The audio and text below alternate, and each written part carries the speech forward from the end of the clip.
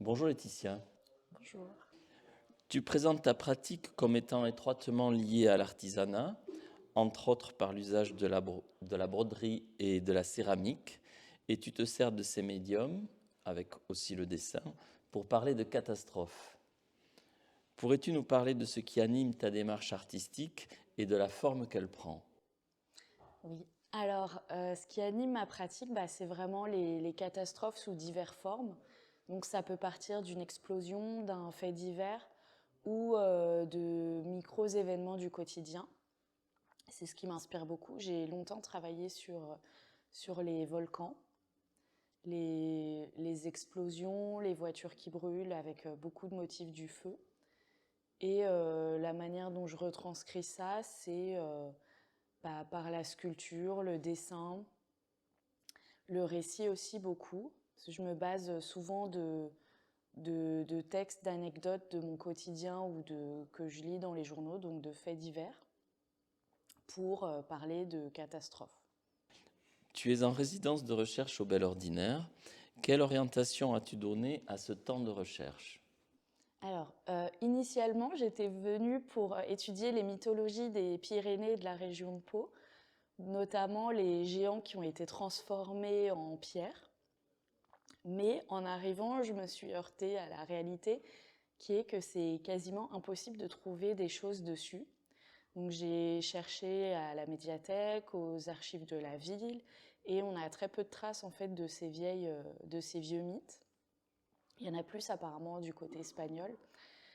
Et donc j'ai commencé à chercher, à faire des relevés en fait dans la ville, à chercher des traces du passé, du très lointain passé.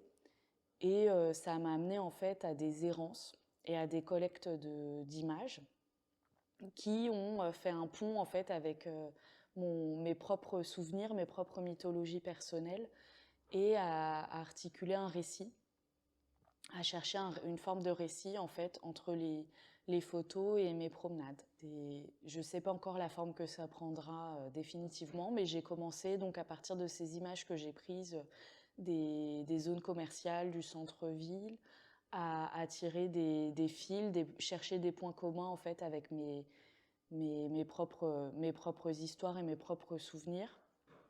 Et voilà, pour essayer d'en faire quelque chose dont je ne connais pas encore la suite.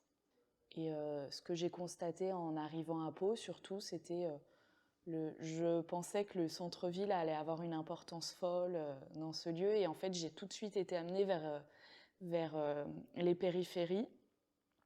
J'ai pris beaucoup le bus, enfin je prends beaucoup le bus. Toute la journée, je me promène en bus, je marche beaucoup et je vais voir en fait les choses que je connais, donc qui sont les zones commerciales.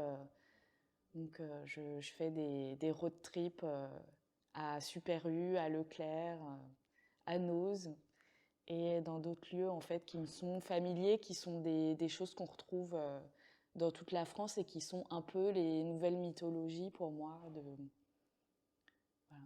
Donc tu fais des photos. Voilà, pour l'instant des photos, mais qui me servent que de documentation, qui seront pas forcément. C'est le point de départ, c'est un point de souvenir, mais c'est pas la forme finale. Enfin, je sais pas encore, mais pour l'instant c'est pas le médium photo qui m'intéresse, c'est vraiment la promenade et le souvenir. D'accord. Et donc, qu'est-ce que tu imagines et envisages articuler sur ces photos? Les photos, c'est vraiment un point de départ. Ce qui va être articulé, je pense, c'est une édition, un récit, peut-être une performance, je ne sais pas encore. C'est vraiment des recherches, donc ça se trouve la forme, elle prendra, j'aurai une sculpture de 5 mètres en céramique ou je ne sais pas encore, mais c'est drôle parce que je ne pensais pas que ça serait aussi lié à mes propres questionnements avant de venir. En fait, ça arrive pile au moment où moi je me questionne sur l'envie de refaire de l'édition, de beaucoup faire de récits, d'écrire énormément. Et donc ça tombe parfaitement avec mes préoccupations du moment. Donc c'est parfait. Mais c'est encore flou. Je te remercie. De rien.